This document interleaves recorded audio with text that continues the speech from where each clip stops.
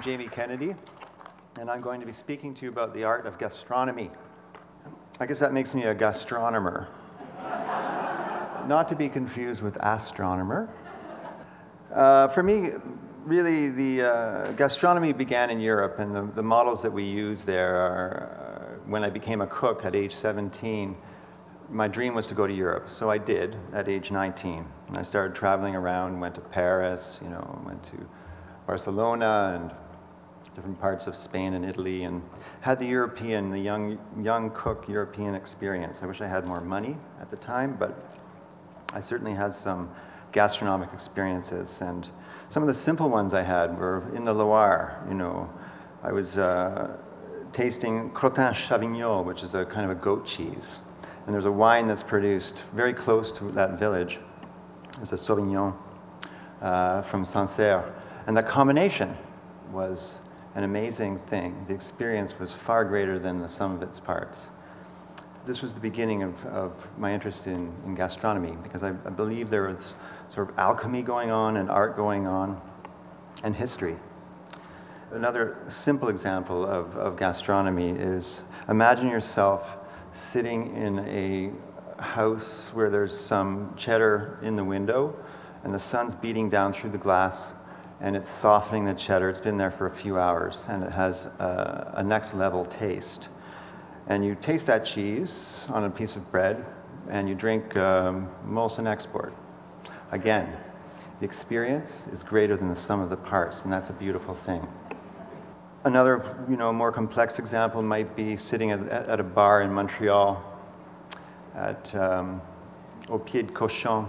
I had an experience there with my daughter tasting pâté de campagne with a draft apple cider from Quebec.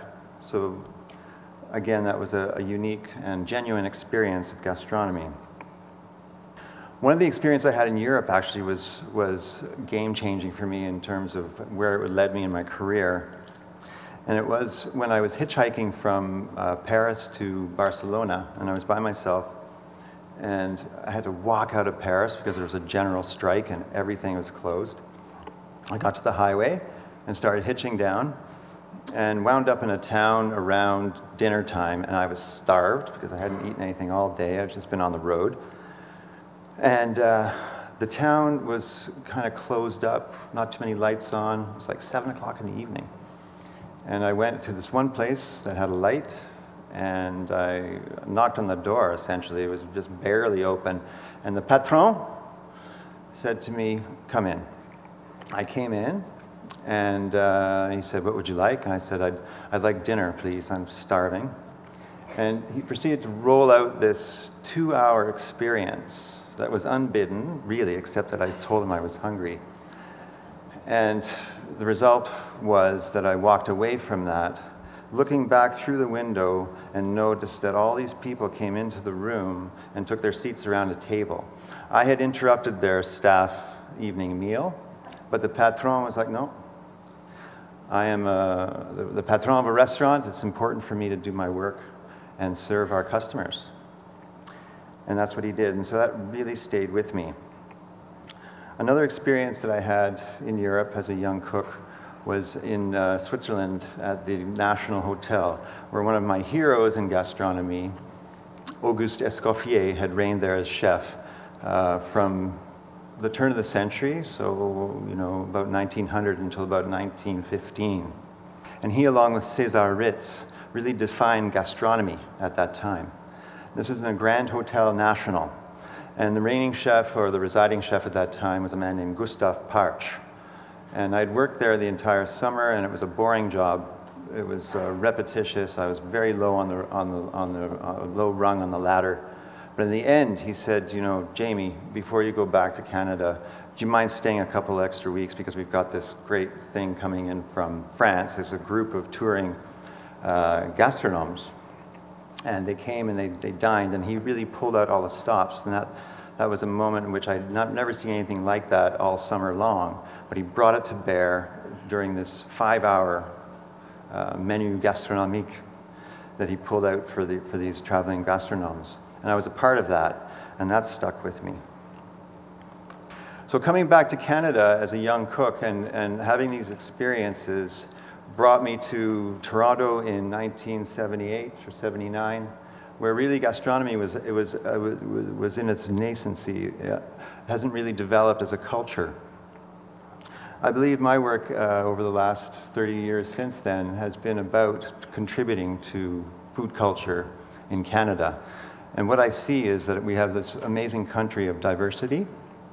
I believe that Canadian gastronomy lies within the regions. It's not a national overarching thing, but you need to travel to Newfoundland, you need to travel to Vancouver to really understand the richness and beauty that we have here. A lot of the focus of my work in the last 15 or 20 years has been about forgetting about the 20th century. And I mean that in the kindest way, but really to point out or to point up that we lost the track as we moved towards industrialization of food, as we moved towards the McDonald'sization of fast food culture, that we forgot about how great it is to sit around a table. An experience I had about 5 years ago reminded me of just how great that is to sit around a table. And I was cooking for a group of biodynamic winemakers at the wine bar in Toronto, and Marcel Dice is a second or third generation biodynamic winemaker from the Alsace who makes the most incredible Gewürztraminers and Pinot Gris and Riesling wines, which we were all enjoying during that lunch. I walked over to him and I said, "How's it going?" He says, "You know, Jamie, I have to say that there is a point at which a lunch, there's a cadence to a lunch, and there's a point at which there is this décollage. And the décollage is all about people freeing themselves through gastronomy, through the enjoyment of food and wine, to be with each other and to commune around a table and to exchange ideas." It was a wonderful moment. For me, gastronomy today takes on a bit more of a political sense. I think that it's very important in contributions to gastronomy as we move forward and in how we're communicating with the younger generations of cooks, is to remain current, is to understand what the political climate is with respect to conservation, environmental issues around food, food safety. All of these issues or all of these concerns kind of lead to support of the local food movement, no matter where we are in Canada. So the idea of celebrating who's local, who's in your community, who are you going to purchase from, who is doing excellent things that you need to discover. So you're positioned as this person that's in charge of discovering and bringing those discoveries to bear in a gastronomic experience. And this is the message that me and several of my colleagues are giving now to the younger generation of cooks coming up in Toronto. And you're starting to see it in spades in the small restaurants that are springing up all over the city. Another very important role that we play is as educators.